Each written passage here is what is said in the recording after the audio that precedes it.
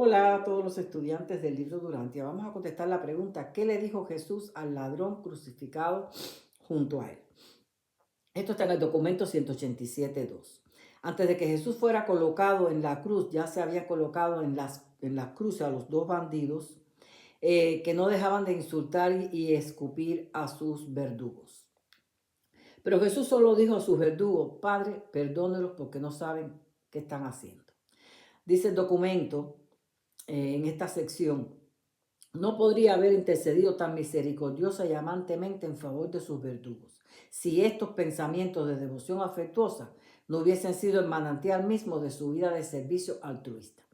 Y luego dice algo algo que a todos nos puede pasar: las ideas, motivos y anhelos de toda una vida se revelan abiertamente en una crisis. Después que izaron a Jesús, muchos de los que pasaban por allí meneaban la cabeza y se burlaban diciendo: tú que destruías el templo y lo volverías a edificar en 3 días, sálvate. ¿Por qué no te bajas de la cruz? Otros decían: salvó a otros, pero no se puede salvar a sí mismo. Otros decían: si eres rey de los judíos, bájate de la cruz y creeremos en ti. Otros decían: él confió en que Dios le libraría, aún afirmó ser hijo de Dios. Miradlo ahora, crucificado entre dos ladrones. Incluso los soldados se burlaban, pero se asombraban también de la reacción tolerante del maestro. Los soldados comieron frente a Jesús y cuando Jesús dijo: tengo sed, le colocaron vino en una esponja y ellos lo colocaron en el extremo de una jabalina y le humedecieron los labios a Jesús.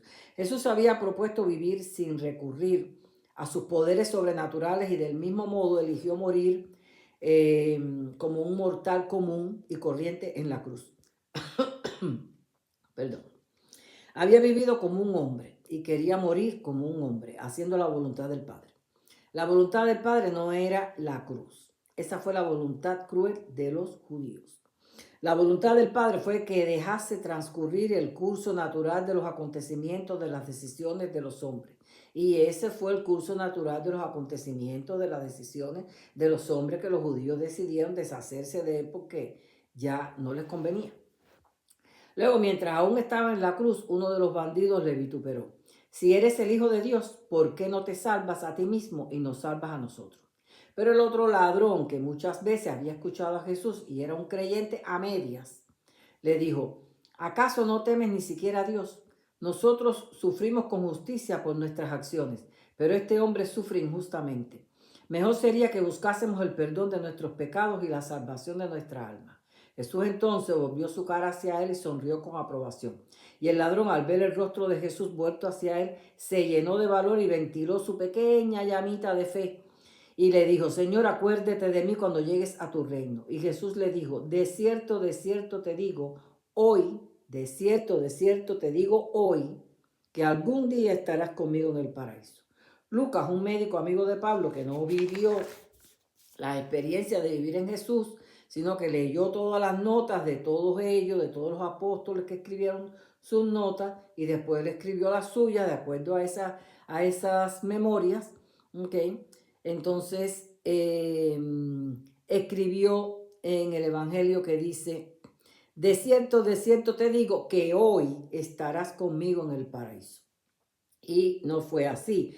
Ve como una sola palabra o la falta de una coma. De cierto te digo hoy que estarás conmigo en el paraíso. No es lo mismo que de cierto te digo que hoy estarás conmigo en el paraíso. No es lo mismo, ¿ok? Porque si yo me muero hoy y resucito el tercer día, todavía no voy a estar en el paraíso. Tengo que pasar por los 7 mundos de la purificación, después por todas las escuelas de capacitación, después por otras más, después por otras más del universo, después en Abona y después hasta en el paraíso. Así que es un recorrido bien largo, imposible que le haya dicho: te digo que hoy estarás conmigo en el paraíso. No. Además, Jesús mismo no resucitó hasta el tercer día. Jesús mismo no había llegado al paraíso de acuerdo como hombre. Entonces, ¿cómo va a decirle que hoy estarás conmigo en el paraíso? Es sentido común, ¿no?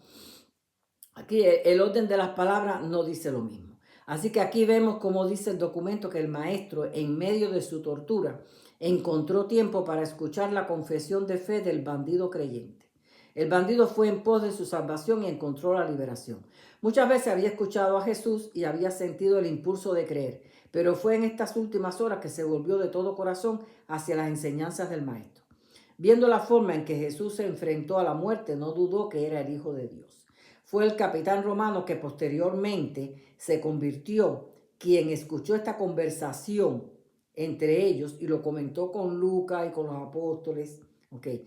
El bandido había caído en malos caminos por haberse unido a un grupo patriota contra la opresión política y la injusticia social y vandalizaban, tal y como hacen ciertos grupos progres de hoy día. Si tú quieres protestar por algo, tú hay que decir como hacía Martin Luther King, tienes que hacerlo sin hacer vandalismo, sin destruir, sino en silencio. ¿Ok? Te paras ahí, pones tus pancartas y punto. No tienes que estar destruyendo nada. ¿Ok? Estos bandidos, estos que se hacen patriotas, que se hacen revolucionarios, destruyen y roban. Barrabás era para él un héroe, para que se arrepintió. Pero en la cruz él pudo ver quién era verdaderamente el héroe a seguir. Bueno, hasta aquí esta pregunta. Los espero en la próxima.